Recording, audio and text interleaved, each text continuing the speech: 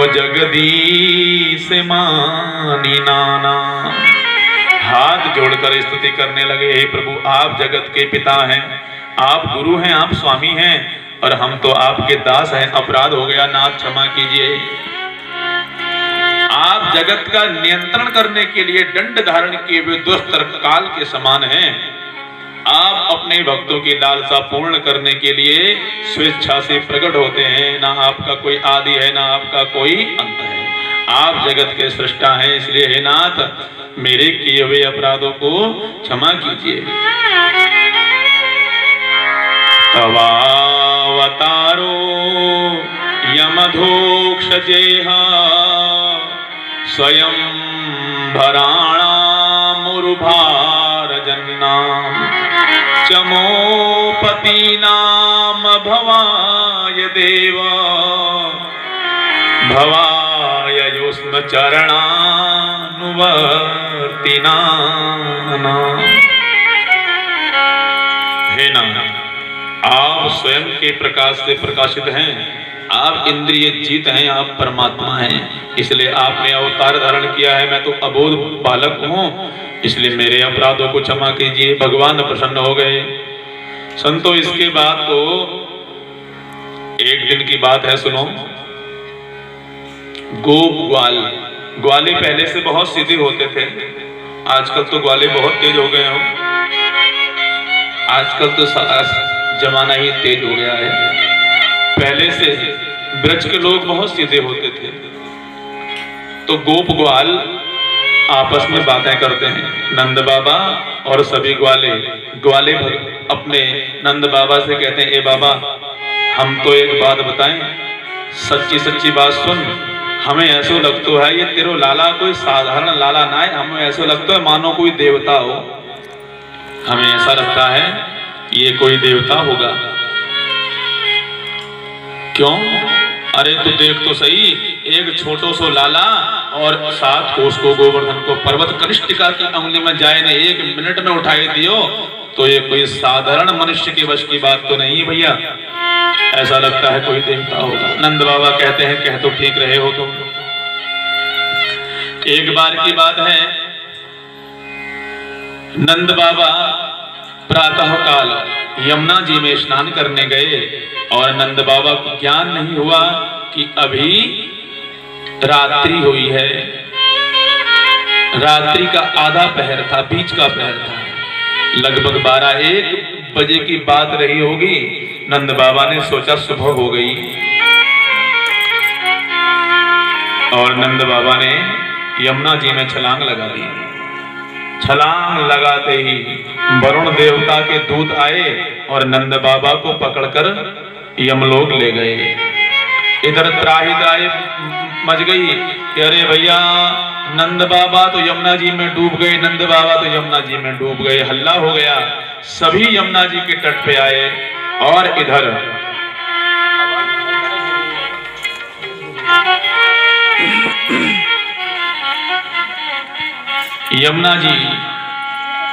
यमुना जी में नंद बाबा आज तो डूब गए भैया, अब क्या होगा, अब क्या होगा। सबको बड़ी चिंता होने लगी। इधर वरुण देवता के दूतों ने नंद बाबा को बांध दिया और वरुण देवता पूछते हैं, चोरे सजनों, ब्रह्म मुहूर्त से पहले नदियों में स्नान नहीं किया जाता है। नदियां भी उस समय सुप्त अवस्था में होती हैं। तो नंद बाबा को ज्ञान नहीं हुआ। जब नंद बाबा को पता लगा कि अरे ये तो सब किया धरा, ये तो भगवान के पिताजी हैं, तो नंद बाबा के समझ में सारी बात आ गई वरुण देवता की। और नंद बाबा इतने में भगवान ने ब्रह्मांड घाट से छलांग लगाई। भगवान गोप ग्वालों से कहते हैं, चौरे लाला आज मैं तुमको वरुण लोक दिखा के आता हूं। और भगवान ने ब्रह्मांड घाट से छलांग लगाई और सीधा वरुण लोक पहुंच गए। वरुण लोक में जैसे ही ग्वालों ने देखा कि भगवान कृष्ण को कोई पंखा लगा रहा है, कोई कुछ कर रहा है, कोई कुछ कर रहा है, देखते रह गए। एक दूसरे से कहते हैं, चौरे लाला हम तो यहाँ को छोटो मोटो समझ रहे थे, देखो यहाँ को कितना बड़ो वैभव है। यहाँ तो कोई यहाँ को पंखा लगाए रहे है, कोई कछु कर रहे, कोई पानी पिवावे तो कोई दूध पिवावे, हम तो खाली इसके पीछे दौड़ते रहते हैं। ये तो राजा है भैया। इतने में देखते हैं कोई 4 सिरों वाला निकल रहा है, कोई 1 सिर वाला निकल रहा है, कोई कैसा कोई कैसा। देखते रह गए वाले। थोड़ी देर में भगवान आए और भगवान से कहते हैं, चौरे लाला हम तो तुझे छोटो मोटो समझ रखे हैं, लेकिन तू तो बहुत बड़ा है। भगवान की आज्ञा से वरुण देवता को आजाद कर दिया गया। सज्जनों, इसके बाद भगवान वरुण देवता को लेकर नंद बाबा अपने पिताजी को लेकर घर आ गए और बड़ी विधि विधान से अपने पिताश्री का पूजन इत्यादि किया। बोले भक्त वत्सल भगवान की।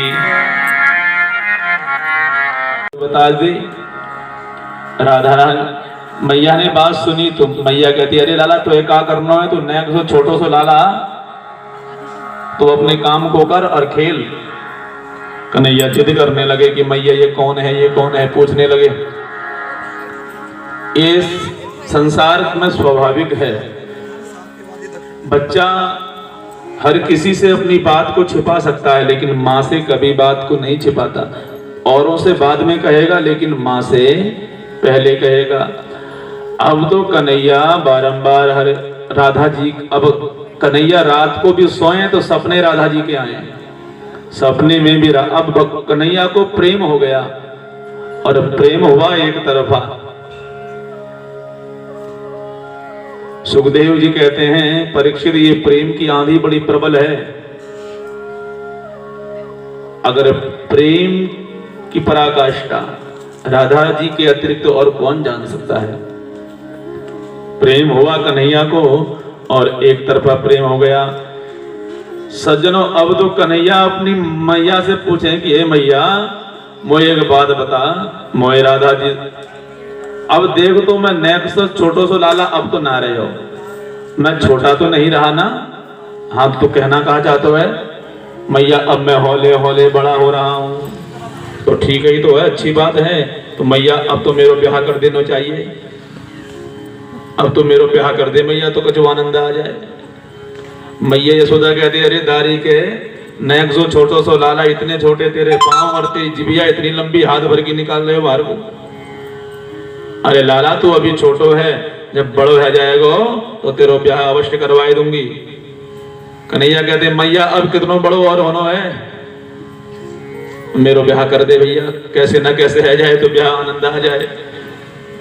कन्हैया हट करने लगे कि मेरो ब्याह कर भैया, कैसे कर तू मेरो ब्याह कर दे। बच्चे कभी कभी हंसी मजाक में कहते हैं ना, मेरे अब तो शादी की उम्र हो गई है। मैया यशोदा सोचने लगी, हे भगवान इतनो छोटो सो लाला या और इतनो उत्पाती। मैया पूछती है, तूने काऊ देख रखी है क्या लल्ली, कोई लड़की देखी है तूने? अगर कोई हो तो नैक मुझे बताए दे, मैं तेरा ब्याह करवा दूं। अब कन्हैया के मन को ये बात जच गई और कहती है, अरे मैया तो सुन, मैंने तो देख रखी है, तब ही तो मैं तुझसे कह रहा हूं। मैं वृष भानु की लल्ली है, बरसाने की जो छोरी ना, जो कल प्रातः हमारे घर को आई, तो वह छोरी ते मोए प्रेम है गयो है, और मैं वाते मोए ब्याह करना। इतना सुना था तो मैया हंसने लगी, अरे लाला, अरे लाला अभी तो छोटो है, नए कसो बड़ो हो जा।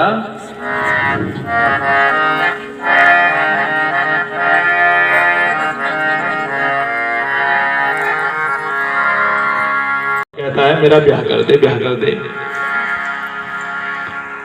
कन्हैया तो अब रात को सोते भी हैं तो राधा रानी की याद आती है और हमेशा राधा जी के बारे में ही सोचते रहते हैं। ऐसा कन्हैया को राधा रानी से प्रेम हो गया।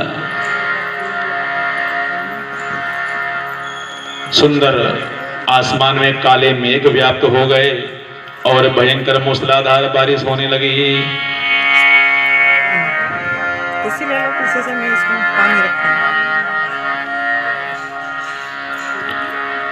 सुंदर सुहाना समय है, रात्रि का समय है, हल्की हल्की बारिश हो रही है, रात्रि का समय है और कन्हैया राधा रानी के बारे में सोच रहे हैं, अगर मेरा ब्याह हो जाता तो आनंद हो जाता भैया।